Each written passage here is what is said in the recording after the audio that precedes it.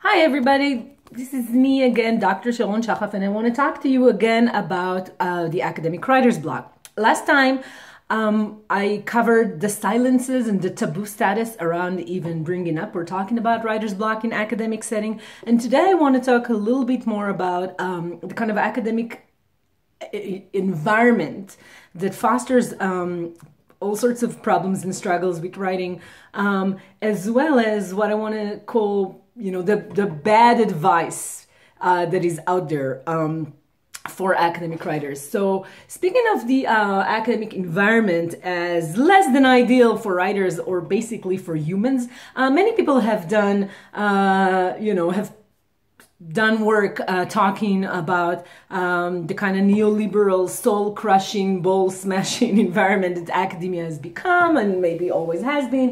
It's an environment that is all about critique, and we all critique each other all the time, and we all read each other with an eye out for finding how to pull and push on someone's argument and in order to make it better. But humans being what they are, many times that becomes a fertile ground for abuse. I want to there is so much to say about this, but I just want to zoom in on one area, one dynamic that really starts at graduate school that I think underlies a lot of emotional problems that are at the heart of writer's block. And writer's block is many times an emotional issue more than anything else. And that is the dynamic of sibling rivalry. That you can be an only child and still going into especially graduate school, going into a PhD or maybe even an MA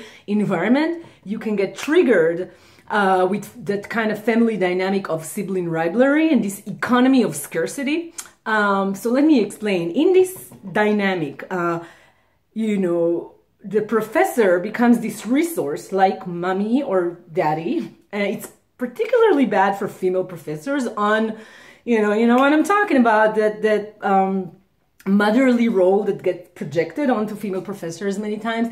So what I'm trying to say is that not that your professors are actively trying to create that dynamic, but of course, if they are narcissistic, and many of them are horrible narcissistic people, they actually thrive on fostering that dynamic. But basically, whether they want to or not, or are aware of it or not, many times in graduate education, either in a PhD seminar, or there is this competition about getting to work with this one person that everybody wants to work with as an advisor, people get super triggered. And what I mean by that is that the part that gets activated in us is kind of like our most vulnerable, youngest part. And that is also the part that really is in charge of our creativity. So, bear with me here. Theories of creativity talk about how we tap into this inner child or the inner writer, the inner artist. And this is a very young part. Very vulnerable. So we come into a PhD program and we really want to impress and we want to be, all that. And we find ourselves in this sibling rivalry. And if you are a parent, you know that, as the person that triggers the rivalry sometimes has really little to do with it. And mommy loves everybody the same or different or whatever. But what I am talking about is the hook. And when people get triggered and they are not in a family dynamic, they're in a dynamic where indeed they are called upon to constantly prove themselves. It sets up this fraught emotional landscape on which people kind of, are navigating their way around academia from day one. So pay attention to that as you, and this continues, it can go into the tenure track. Definitely when you're trying to get that tenure job and that becomes so competitive, that dynamic of comparing and contrasting and constantly competing with people is just setting you up to be in this emotionally fraught and vulnerable place. So that's one thing I wanted to point out. But with that in mind, let me talk about the main thing I want to talk about today, which is the bad advice that circulates. I I'm not trying to say I'm the only person with good advice for academic writers, but I will tell you that when I started looking for books specifically targeted at academic writers, to try to help my students and my own self, it's very, very hard to find books that do anything except for the following, which is the kind of bad advice that you get in academia. The only advice can be distilled to this message that's actually really belittling and disempowering. And that message says, quit your whining, put your ass in the chair and write. You know, a good example of this is Daniel De Silva, I think, book, How to Write a Lot. And, you know, this is a cisgender, I think, you know, white male. And from reading the book, I think he has a cat. So, you know, he doesn't have family. He doesn't have a lot of struggles that many of us have. And he's like, writing is the act of flapping your hands on a keyboard. I think that this is harmful advice. I think it's insulting advice. I don't think that writing is ever distilled to this. This is like maybe 10% of writing. It's a deep, profound process that you need to understand, make room for, and honor. And if we're going to pretend that if you are struggling with writing, then your problem is that you are not disciplined or that you do not know how to manage your time, I take offense with that, English. I think it's lazy advice, and I think it's debilitating advice, and that it shames you. It's trying to shame you into productivity and to tell you that if you struggle, then the only imaginable problem could be lack of discipline. Well, let me tell you this. If you got yourself into a PhD program, if you got yourself into an MA program, and if you finish your PhD program and you got yourself a tenure track job, you are not lazy. You do not lack discipline, and you know how to manage your time already. Sometimes you can have perfect time management, techniques, and work really hard and sit there forever, and you are still blocked, and you are still stuck, and you are not making progress. And maybe you are just so depleted, and you're actually depleting yourself by trying to continue to apply the same kind of self-discipline practices, that you're not paying attention to the fact that it's not working. So, I always tell clients and students, if you only have a hammer, right, and you are hammering away, and it's not getting you anywhere, then maybe it's time to find a feather, or some other instrument. Find a different approach.